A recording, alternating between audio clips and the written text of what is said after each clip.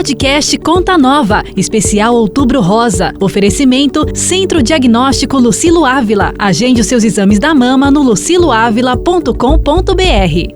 Estamos iniciando o podcast Conta Nova, especial Outubro Rosa, com a parceria do Centro Diagnóstico Lucilo Ávila. Ao longo deste mês a gente vai, nesta série de conversas, falar sobre o câncer de mama, prevenção, diagnóstico, tratamento, sobre a cura também, né, que é tão importante, quando os cuidados, óbvios, são bem direcionados. E a gente convidou para conversar sobre esse assunto especialistas na área.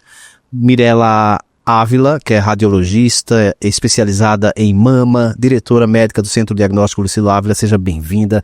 A radiologia, né, que é fundamental na prevenção, na detecção, na prevenção, no tratamento da doença também, né? Isso, muito obrigada, Mário. Estou muito feliz de estar aqui, iniciando esse projeto, um projeto bem legal que vai trazer muita informação consciente e segura, aproveitando esse Outubro Rosa exatamente para que a gente tenha esse apoio maior e essa força de divulgação. A gente convidou também a Alessandra Saraiva, que é mastologista, aquela profissional que é especializada, né, no estudo, na prevenção, no diagnóstico, no tratamento das doenças das mamas, tanto em mulheres quanto homens também, né? Incluindo as condições benignas e malignas aí do câncer de mama. Obrigada, Mari, pelo convite. Muito bom poder esclarecer informações sobre uma patologia tão importante como você mesmo falou, não só uma patologia feminina, uma patologia algumas vezes raras, mas acontece masculina. Também com os homens. E esse é um assunto que extrapola, né, esses limites do mês de outubro, né? É válido durante todos os meses do ano, a gente pode dizer assim. Outubro seria apenas uma referência?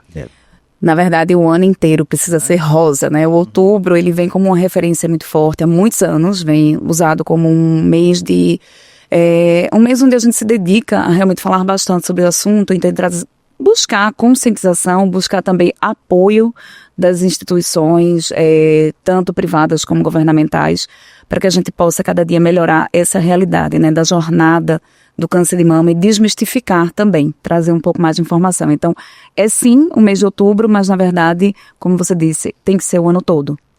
O câncer de mama, Alessandra, que ele tem altíssimas chances de cura hoje, né, com a tecnologia que se tem, com a capacitação dos profissionais também. Sim, e é por isso que nós estamos aqui, para esclarecer a importância da detecção precoce. Quando diagnosticado precocemente, o câncer de mama tem até 95% de chance de cura. Então, os números, eu falo muito no consultório para os meus pacientes, né, eu converso muito, que os números não batem. É o câncer que mais mata as mulheres no mundo e, ao mesmo tempo, tem esse índice, esse número de chance de cura. Então, os números não batem. O que é que está faltando? A detecção precoce. Então, precisamos detectar, descobrir inicialmente para ter uma chance muito maior de cura. Mirela, alguns dias atrás, alguns números atualizados, inclusive oficiais no Brasil, né? Números que assustam, de alguma forma? Números assustadores. O Ministério da Saúde publicou agora, recentemente, foi de sexta-feira para cá, a gente recebeu um relatório onde mostra que ainda existe uma falta de controle da doença no nosso país. O mundo todo vai seguindo num caminho de redução de curva de mortalidade. Os casos são cada vez mais frequentes, sim, mas consegue se reduzir bastante com novos tratamentos, com os tratamentos atuais, com o que tem de diagnóstico. Mas no nosso país, a gente ainda tem a triste realidade de que 70% dos casos são diagnosticados numa fase avançada, onde mesmo com tratamentos mais atuais, mais eficazes, ainda assim a gente não consegue curar muito desses casos. Então, voltamos aí para a discussão da prevenção primária e secundária, onde a gente pode, o que é que a gente pode fazer por nós para não adoecer, né? E o que é que a gente pode fazer para detectar a doença caso realmente ela exista e a gente consiga ter essa abordagem num momento muito mais seguro de tratamento, onde a gente tem exatamente o que a Alessandra trouxe aí. 95% de chance de cura é uma doença muito curável, mas ela precisa estar no momento curável para ser detectada naquele momento, né? E é como a Mirela falou corretamente, existe a prevenção primária, que é o que nós podemos fazer para diminuir nossos riscos. Atividade física regular, alimentação com qualidade, um bom sono, ter um sono realmente eficaz, uma qualidade de vida. Nós vemos hoje em dia uma população feminina muito estressada, colocada em níveis de trabalho, cobranças familiares, cobranças estéticas, que fazem com que elas tenham uma qualidade de vida de estresse. Isso é um fator de risco, isso é um fator, a gente vai atrás da prevenção primária, é diminuir esses riscos. E paralelamente e secundariamente, na verdade, né, os dois estão juntos, a prevenção secundária, que é o diagnóstico precoce, a realização dos exames, que faz com que a gente descubra um nódulo com menos de 1 centímetro. Isso é o nosso objetivo, com as chances de até 95% de chance de cura. O autoexame é importante, sim, a mulher tem que se conhecer, mas nós só detectamos um nódulo palpável acima de 1,5 centímetro, 2 centímetros. É importante a paciente, né, a mulher se conhecer, se palpar, mas não substitui, gente, o exame de imagem. E aí quem está acompanhando essa conversa da gente pode ficar pensando, meu Deus, só tem notícia ruim. Não, tem notícia boa e muito boa. Ampliação dessa cobertura da mamografia, né, Mirela? Essa notícia foi excelente para todo mundo. Exatamente. A gente tem cada vez mais mulheres mais jovens acometidas. E não é para ninguém morrer de véspera e achar que só tem coisa ruim, exatamente como a Mari disse. A gente tem que aqui conscientizar, entender quais são os seus riscos. E aí, é exatamente nesse momento que vem uma notícia tão boa como essa. A gente tem visto cada vez mais casos de câncer de mama ocorrendo antes de 50 anos de idade. E as mulheres na faixa etária entre 40 e 50 anos precisam ser mais vistas e rastreadas. E essas mulheres não tinham acesso à mamografia pelo Sistema Público de Saúde. Até então, só mulheres acima de 50 anos poderiam fazer mamografia no rastreio, que é fazer a mamografia quando a gente ainda não está sentindo nada. Não estou palpando nenhum caroço, não estou sentindo nada, e vou fazer a mamografia para tentar achar a doença quando ela ainda não é palpável, quando ela não é perceptível. Ou seja, excelente, é o momento que a gente quer detectar. Mas as mulheres entre 40 e 50 não tinham essa cobertura. E aí o Ministério da Saúde trouxe pra gente essa notícia espetacular. Vimos aí faz menos... no momento de entrar para Outubro Rosa, a gente chega com essa notícia. Então a gente vem aí com uma grande felicidade, mas ao mesmo tempo com uma grande responsabilidade. Nós, mulheres, precisamos estar alerta para realizar o exame, buscar realizar o exame. A gente tem que entender que tem um risco e tem um risco mesmo. Hoje, de cada 3 mulheres diagnosticadas no estado de Pernambuco, por exemplo, uma tem entre 40 e 50. Então é uma prevalência muito alta. Então a gente precisa ter a responsabilidade de buscar fazer o exame e os órgãos públicos precisam também se adequar a essa nova regra. Foi tudo muito em cima do outubro, né? Então muitas mulheres perguntando, eu já posso ir? Eu já posso fazer? Né? E aí também tem essa outra responsabilidade de estruturar essa rede para poder receber essas mulheres para fazer o exame. É uma ampliação que não é só para baixo, para os 40. É para cima também, 74 anos me parece. Exato, né? Exato. Nós trabalhamos muito hoje em dia com a informação de que mulheres idosas têm que continuar se cuidando, né? A paciente idosa de hoje é diferente, não idosa de 60, de 50, de 30 anos. Então, tá nas academias. Digo sempre, eu atendo pacientes que chegam de salto aos 80 anos. Tem os 80 que estão dando couro em mim. Então, faixa etária, né, limite, o teto para realizar a mamografia foi ampliado, sim, Mari, de 69 para 74 anos. E eu digo sempre, esse 74 eu até fico muito mais além, espero que isso aí cada vez mais seja ampliado, porque as pacientes estão envelhecendo bem, e aí vem, como a gente falou, a prevenção primária, né, a qualidade de vida. Então as mulheres estão vivendo mais e melhor, e vamos ampliar ainda mais, se Deus quisesse, essa mamografia. O entendimento hoje é que aos 74 existe a lei e a regra. A gente hoje tem até 74 anos como sendo uma regra de rastreamento já definida. Mas aos 74 não quer dizer que a gente vai parar. Aos 74, a gente vai avaliar como está a condição de saúde dessa mulher. Se ela ainda tem uma expectativa de vida boa, uma boa condição de saúde, como muitas mulheres têm hoje, porque é isso que a gente busca, né, na longevidade, a gente continua. Então, o rastreio, ele não tem data para terminar. Ele tem data para a gente parar quando realmente já não tem mais uma expectativa de vida que justifique você estar fazendo exames periódicos. E aí, nesse momento, a gente só vai fazer exame quando houver um achado palpável, quando houver uma justificativa. Então, essa idade, ela é uma orientação. E aí o Ministério da Saúde ampliou, porque antes era até os 69. E ele já colocou até os 74. E eu vou dizer, realmente a imensa maioria das mulheres que a gente atende hoje, aos 74, elas realmente estão muito bem e continuam.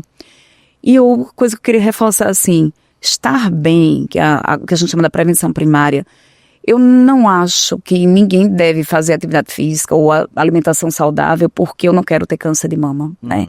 A gente tem que estar bem para estar bem. Primeiro, que realmente a gente diminui mesmo a incidência de doenças. É fato. Segundo, que a gente tem a capacidade de lutar contra qualquer doença se a gente está bem. Então, se você já é preparado, se você tem uma boa massa muscular, se você tem um bom peso corporal, se você já faz uma alimentação saudável, se você já mantém sua atividade física de como uma coisa regular na sua vida, você vai passar por uma doença, seja o câncer de mama ou seja qualquer outra, de uma forma muito mais suave, equilibrada, com a capacidade de superar, né? Se for uma doença 100% curável, sim. Se não for 100% curável, você também tem a capacidade de viver muitos e muitos anos com a medicina que a gente tem hoje, tendo uma boa resistência no seu organismo e, acima de tudo, um equilíbrio mental e social, eu diria muito assim, eu acho que o mental e social conta muito, né? Eu acho que é tudo interligado, né? Sim. Eu acho que a questão de a prática de atividade física aumenta o metabolismo, aumenta a massa muscular, a sistema de defesa do paciente, não só para uma patologia infecciosa mesmo, uma pneumonia. Se por acaso você tiver uma pneumonia, você se recupera muito melhor. Uma paciente que 70, 80 anos, que faz uma atividade física regular, é diferente de uma paciente na mesma idade sedentária. Então, ela se recupera até mesmo uma patologia viral, bacteriana, oncológica, o câncer da mesma forma. Então, como Mirela falou, corretíssimo, você fazer atividade física não só para diminuir o risco de ter um câncer de mama, um câncer de intestino, mas ter uma qualidade melhor de vida. A paciente que, uma pessoa, né, independente do gênero, acorda, por exemplo, faz uma atividade física, ela vai passar o dia muito mais disposta. Isso não só fisicamente, é comprovado psicologicamente, liberação de endorfina. Então, isso faz com que você seja mais ativo, mais dinâmico, mais resistente a patologias, inclusive mais feliz, isso é comprovado. Uhum. E vocês colocaram uma questão muito assertiva, que é importante a gente colocar para todo mundo que está nos acompanhando nesse momento, é que existe uma referência. 40 a 74 anos. Mas isso não implica que se limite a essa faixa etária. Inclusive, pode ser antecipado, né? A prevenção é o melhor remédio para qualquer tipo de doença e não é diferente para o câncer de mama. A gente tem cânceres que ocorrem em idades mais extremas, né? O câncer de mama, por incrível que pareça, tem paciente de 22 anos que teve diagnóstico. E, ao mesmo tempo, paciente de 95 anos. Uhum. Então, existem os extremos de idade. Óbvio que a gente não vai fazer exame de rotina e rastreamento em todas as idades, porque não tem sentido. Rastreamento, a gente pega o grupo de maior prevalência da doença e vamos tentar buscar aquela doença no estágio inicial.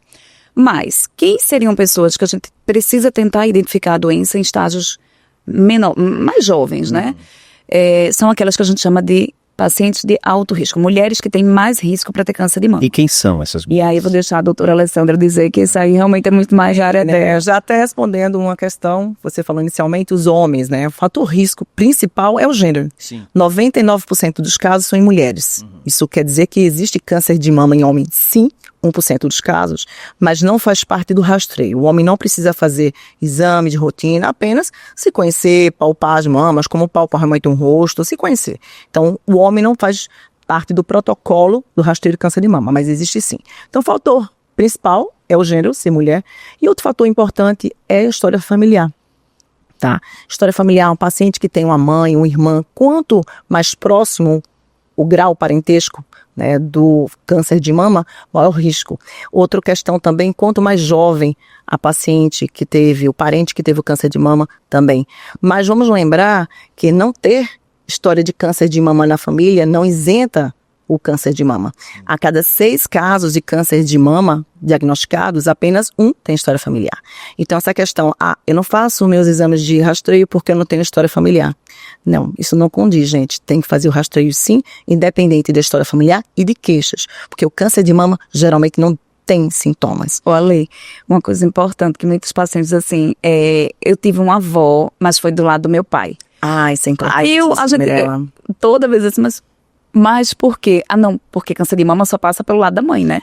Porque você entende como se fosse uma doença da mulher. É muito comum. Assisti a aula dela geneticista, e não semana, ele falando exatamente da importância de esclarecer isso, né? 50% do nosso conteúdo genético vem paterno e outros 50% materno, então 50% aí. Mas o câncer de mama não está relacionado ao cromossomo sexual que vem da mãe, cromossomo X, não.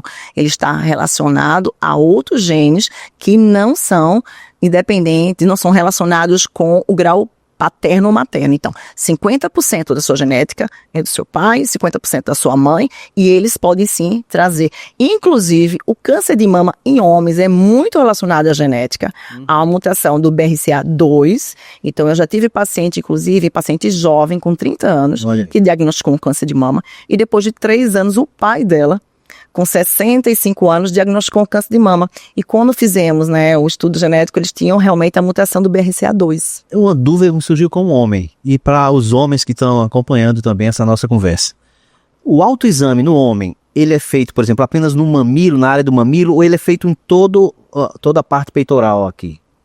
Toda a mama. Toda. A mama, ela tem que ser palpada, e eu me lembro muito, eu era pequena, mas tinha um programa de prevenção do câncer de mama que usavam aquela atriz Cássia Kiss, né? O autoexame, a mama direita com a mão esquerda. Gente, isso fazia, eu acho que as pacientes ficavam muito confusas, a população feminina ficava muito confusa. Na verdade, o que é que eu digo, Mário? Você tem que se cuidar e se conhecer. Sim. Você todo dia não olha no seu espelho, né? Você vai escovar os dentes, se pentear, você olha o seu rosto no espelho, você conhece seu rosto. Qualquer alteração no seu rosto, você chama a sua atenção.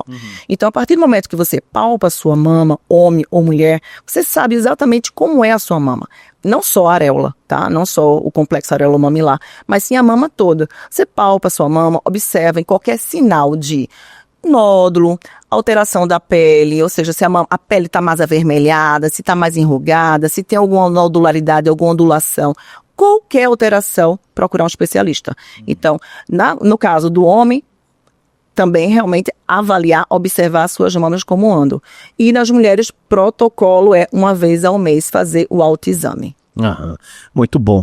Bom, e esse histórico médico familiar foi colocado, condição de saúde, de hábitos de vida, assim, enfim. Esse score de risco, ele é fundamental também no caso daquelas que têm um risco alto, né? A gente precisa, hoje, a gente fala muito de estratificar o risco. E a gente nas campanhas fala assim, conheça seu risco.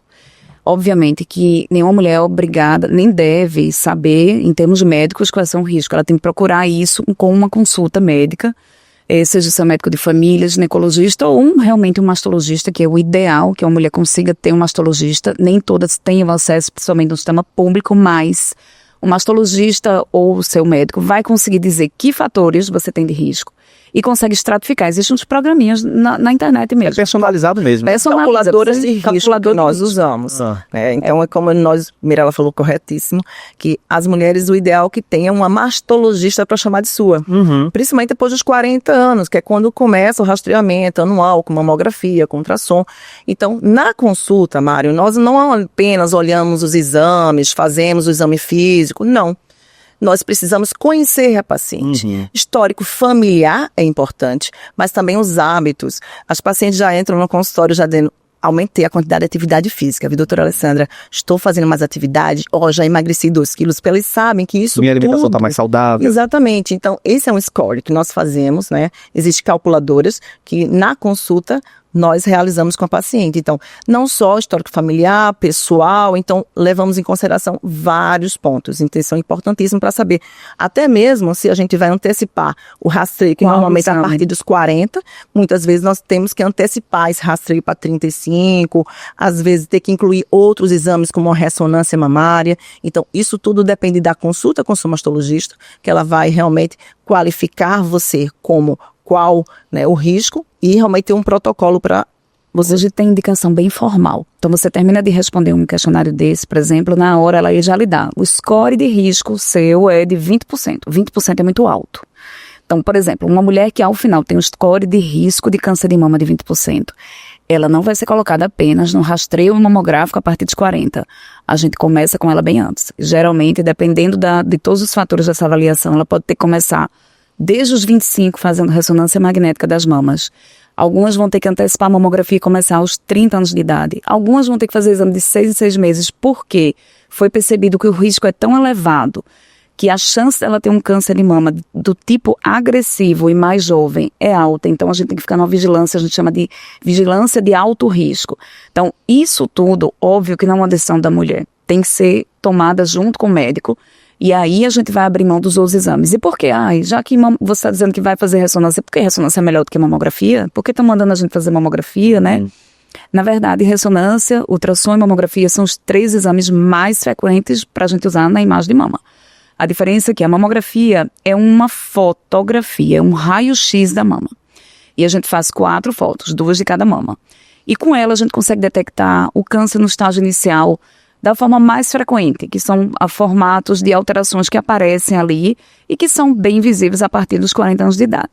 Antes dessa idade, as mulheres que precisam realmente fazer exame, a mamografia, ela pode não ser tão diagnóstica, porque a gente tem uma mama nessa idade muito densa, que é uma mama pouco gordurosa, e que a mamografia tem dificuldade de ultrapassar e me dá uma fotografia boa.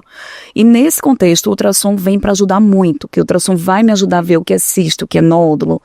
E a ressonância magnética me traz mais uma informação, que ela me dá a atividade daquela mama. Quando a gente injeta contraste na veia, eu vou ver onde tem atividade. E o que tem atividade me chama atenção, porque olha, se ali aquele terreno está sendo irrigado, a gente chama de atividade, alguma coisa ali está crescendo. Uma coisa complementando a outra, o quebra-cabeça vai se montando. Exatamente. E vai pegando um perfil. Inclusive, muitas vezes na consulta, os pacientes questionam, por que eu vou ter que fazer apenas mamografia e ultrassom? Será que eu não posso fazer uma ressonância?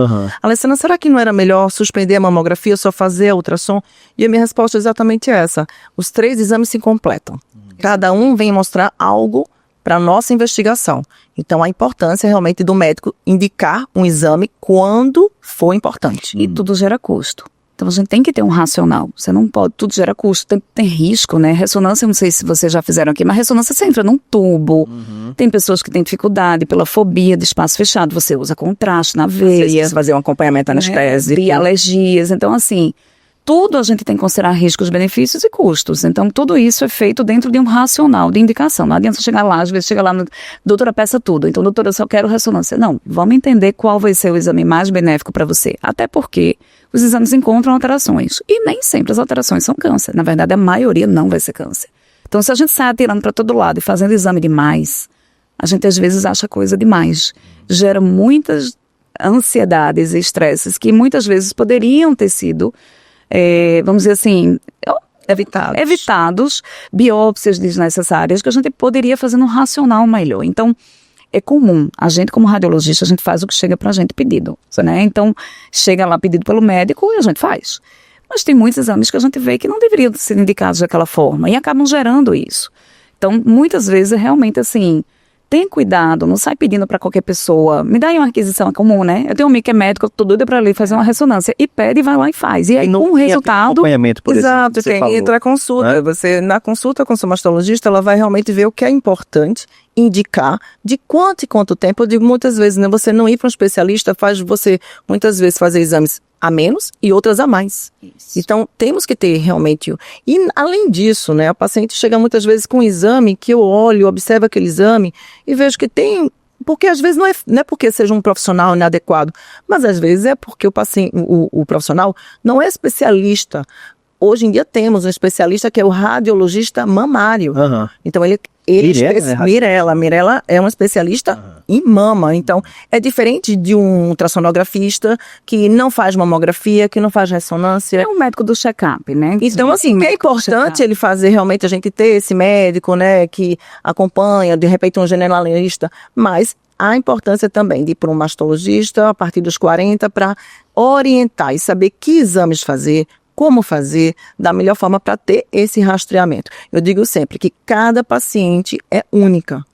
Então, não adianta na sala de espera, você pediu uma ressonância para ela, para mim você não pediu, porque ela vai fazer uma punção, uma biópsia, eu vou fazer um acompanhamento com 6 meses. Então, cada paciente é vista individualmente e tem a sua conduta apenas para ela. Quando esse passo a passo é seguido da melhor forma, você tem muito mais condições de prevenir e de se detectar, diagnosticar e tratar e curar, né? Sem dúvida. Porque a cura ela é ampla quando se tem essa sequência lógica aí. Hoje a gente consegue, com métodos diagnósticos, a gente consegue detectar coisas muito pequenas. Hoje a gente consegue detectar, na minha rotina, que a gente trabalha com máquinas de alta tecnologia, muita resolução, inclusive muita coisa com inteligência artificial nos auxiliando. Inclusive hoje a gente já trabalha muito com diagnóstico de altíssima precisão. Mas aí esses diagnósticos já acabam trazendo para a gente também muitos achados minúsculos, né? Coisas minuciosas, que às vezes a gente fica até difícil de biopsiar. A gente achou o negócio, agora tem que biopsiar. Vamos lá, se vire nos 30. Mas a gente consegue detectar muito do pré-câncer, que são as que a gente chama de lesões atípicas, coisas que no futuro poderiam evoluir para um câncer, como se você tivesse um pólipozinho de tira antes que vire alguma coisa. Então, você falou essa questão, eu me lembrei assim, lesões benignas, elas podem se tornar malignas lá na frente ou não necessariamente? Não, geralmente, se ela for biopsiada, então a lesão que foi biopsiada com uma patologia benigna, que não tem uma atipia, não tem um fator de risco, ela não vai, vamos, abre aspas, virar um câncer, né? A importância de realizar os exames, como a Mirella falou, que você detecta lesões e já dá um diagnóstico para aquela lesão. A lesão realmente deu um carcinoma, um câncer de mama. Então, o diagnóstico vamos tratar. A lesão atípica, então aquela ali já é um fator de risco, vamos também ter a conduta para ela. Mas uma lesão biopsiada, tem um nódulo, biopsiou, é um fibroadenoma, um nódulo benigno, muito comum em mulheres jovens. Esse nódulo, o grande receio das pacientes, vai virar um câncer? Não, é um nódulo biopsiado, benigno. Pode ficar tranquila. São 3 grupos, né? É o benigno, o de risco, que a gente chama assim, potencial maligno incerto. É aquela lesão que diz assim, ó, tira daí que isso vai acabar, nós não tem certeza o que é que isso aqui vai dar.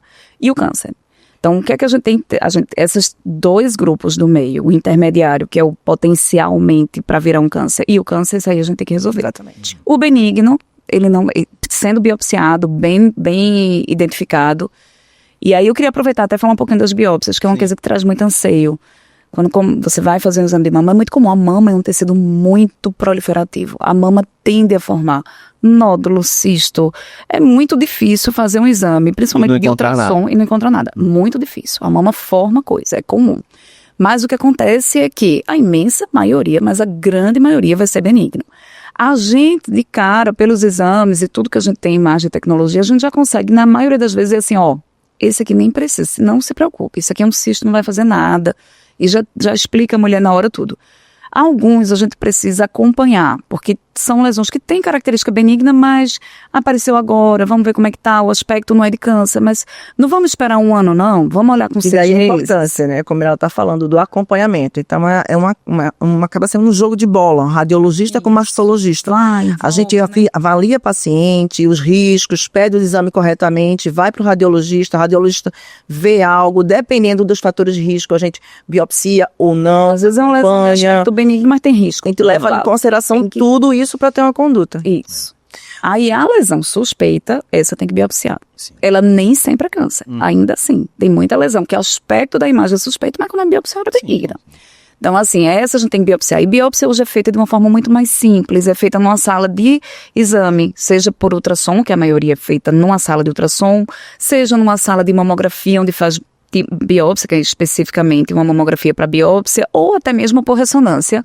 A gente vai lá, faz anestesia local, furinho na pele, não faz corte, a gente faz com um material específico para coletar ali um pouco de fragmento da lesão e esses fragmentos vão ser estudados no microscópio. Então, hoje em dia a biópsia é feita de uma forma muito mais ampla, muito mais segura, inclusive, e com anestesia local, ela é um procedimento feito com muita tranquilidade. Mesmo. E muitas vezes a paciente tem, né, um acompanhamento, um nódulo, uma alteração, provavelmente benigna, que é a classificação que as pacientes veem sempre nos exames BIRADS. É uma classificação, Mirella sabe explicar muito mais que eu, que vai de 0 a 6. A paciente, eu tenho BIRADS 2, agora eu tenho BIRADS 4, 3. Tá subindo, doutora. Tá subindo, doutora. Na verdade, cada lesão tem realmente o seu BIRADS. Então, muitas vezes, tem um BIRADS 3, é um provavelmente benigno, 98% de chance. A gente pode acompanhar, mas muitas vezes os pacientes têm fator de risco, tem ansiedade, eu digo, muitas vezes a gente tem que tratar e ter que cuidar também do psicológico da paciente. Sim. Mas a forma que a gente faz o exame e transmite faz muita diferença. Aí vem a conversa, você conversar com elas, olha, isso aqui tá tranquilo, vamos acompanhar. Mas, doutora, como é essa punção? E você passa para ela a tranquilidade de como é, eu prefiro fazer, eu posso fazer, e realmente é um exame muito tranquilo.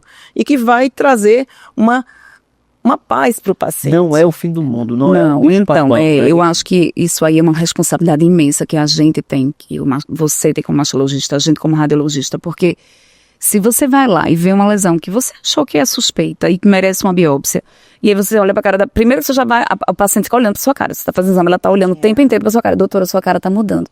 Não, sua cara não tá boa. Sério? Total. É mesmo? Total. Então você tem que assim, consulta, né? aí vocês começam a ler o exame. Ela, doutora, a senhora achou alguma coisa? A senhora tá lendo alguma coisa? Não, eu estou só lendo. Então, Fique assim, tranquila, tá tudo ótimo. Estou só analisando o seu exame. Aham. Aí você olha para a paciente e diz, ó, infelizmente, a gente matou. Assim, você já deu aí uma dose de negativismo. Saber De dizer, chegar. você precisa ter esse treinamento. Eu digo muito assim, a gente que faz e tem um primeiro contato do diagnóstico, a gente precisa chegar para o paciente com muita tranquilidade Porque para dar um você diagnóstico. colocar, o paciente vai acreditar piamente, E vai... a forma né? que ela vai assumir dali para frente está ali na sua mão. Se eu chegar para dizer, às vezes eu tenho um diagnóstico de um câncer que é um câncer já mais agressivo, ou avaloído, e você tentar buscar o que você encontrar de pontos positivos ali, Sim. para trazer para aquela paciente, ó, tem uma lesãozinha, a gente realmente vai precisar biopsiar, mas fique tranquila. A biopsia, olha, a gente vai fazer isso. Doutor, e se for câncer, a gente vai tratar, A vai tecnologia ficar tudo bem. ajuda, A os gente- profissionais estão capacitados, enfim. Então é no momento que você está dando a notícia angustiante, né? Que eu não estou dando a notícia ainda definitiva, mas ao mesmo tempo tem que vir junto uma dose de ânimo, de tranquilidade e segurar na mão daquela mulher. Então assim, olha, fique tranquilo, estamos juntos. Esse momento é super diferencial, porque realmente dali para frente, se você deixa uma paciente sair da sua sala com uma possibilidade que tem uma suspeita de câncer e que ela vai precisar buscar um mastologista, porque até aí ela não chegou no mastologista ainda. Muitas vezes ela não tem uma mastologista. A maioria vem para o check-up ginecológico. Sim. A maioria está ali porque foi pedido pelo ginecologista check-up do ano, né? Ainda é algo que ainda está muito ainda relacionado, o mastologista ao câncer. Não, o mastologista cuida da saúde das mamas. Sim, sim. Então, inclusive essa questão que a Mirella está falando, quando você já tem seu mastologista, eu tenho pacientes que eu acompanho há anos, então eu sei o perfil, eu sei exatamente como é o formato, o aspecto da mama, os hábitos de vida dessa paciente, os riscos, eu sei quando eu peço os exames. Então, qualquer alteração, eu já sei até onde eu posso pedir um exame a mais, uma biópsia. E, inclusive, já me perguntaram, né, várias vezes, Alessandra, como é dar um diagnóstico de um câncer de mama? Gente, é algo muito difícil, mas ele fica mais tranquilo, mais sereno quando nós já conhecemos a paciente.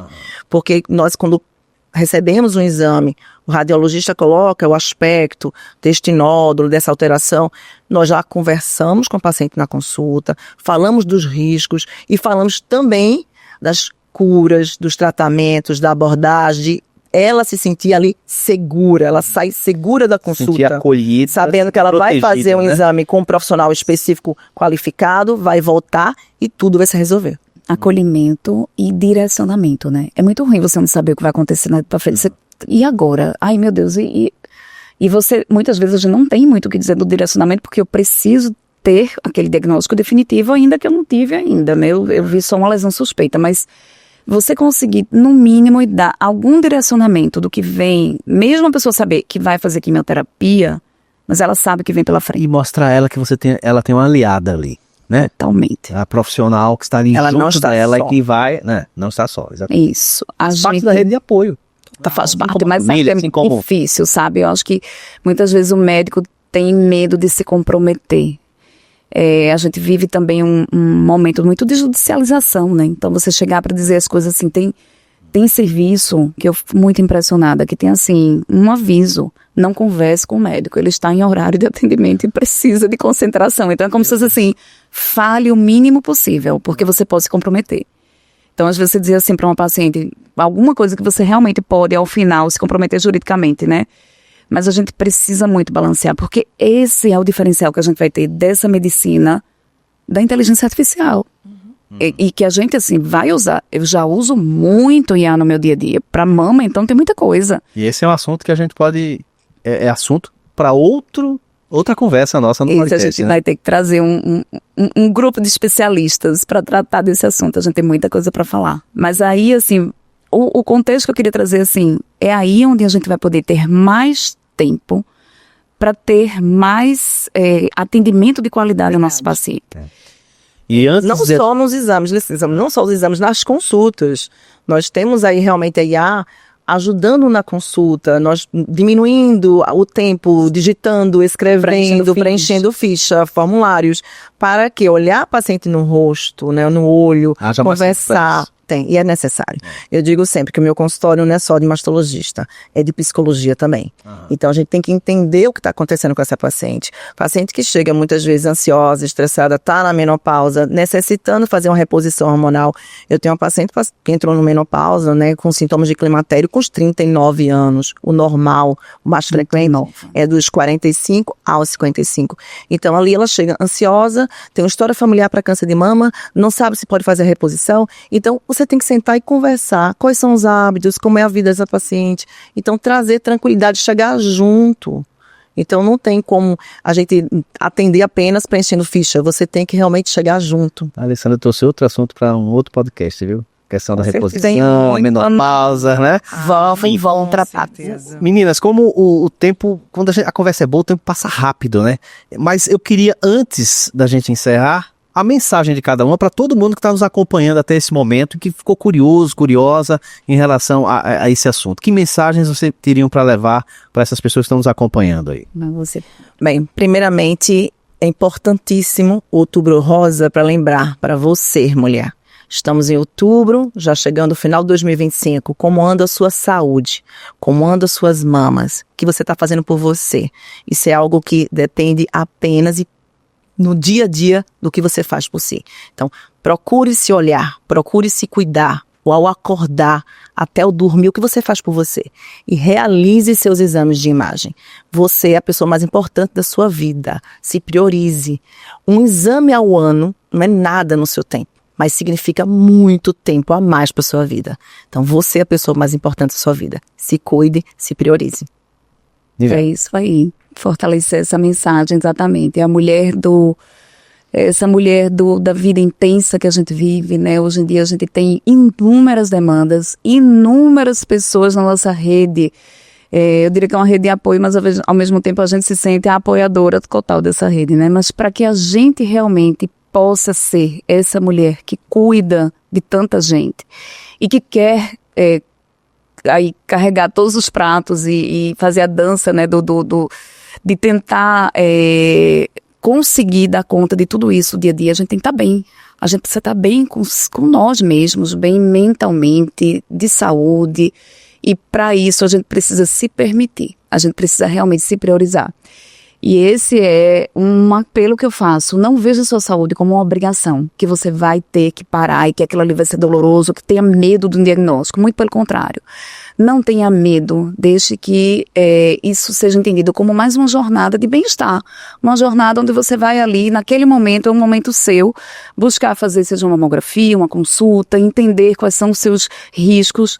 E assim a gente pode estar bem para viver muito melhor, com longevidade e cuidando de todos que a gente realmente ama ao nosso redor. Estivemos nesse podcast conversando a respeito desse assunto que interessa não só nesse mês de outubro, mas em todos os meses do ano, né? A questão do câncer de mama, enfim, com a Mirela Ávila, radiologista, especializada em mama, Alessandra Saraiva, mastologista. E este papo é apenas o primeiro, né? De uma série que a gente vai ter sobre assuntos que interessam a mulheres, a homens, enfim, a todos nós. Vem muita coisa legal por aí. Podem se preparar. Tem uma programação maravilhosa e a gente vai trazer aí profissionais espetaculares aí como a doutora Alessandra. Agradeço muito a parceria e estar aqui conosco. Obrigada, Mário. Obrigada, Mirela. Tão importante falar desse momento, né, que estamos vivendo. A alteração do rastreio da mamografia, vindo exatamente para celebrar o Outubro Rosa. Eu acho que foi o maior presente que nós tivemos esse ano no Outubro Rosa, essa ampliação. Obrigada a vocês. A gente que agradece. E continuem acompanhando as nossas redes sociais. Vocês vão ver muita coisa boa ainda por aí nesse podcast Conta Nova especial Outubro Rosa, com a parceria do Centro Diagnóstico Lucilo Ávila. Até a próxima. Podcast Conta Nova, especial Outubro Rosa. Oferecimento Centro Diagnóstico Lucilo Ávila. Agende os seus exames da mama no luciloavila.com.br.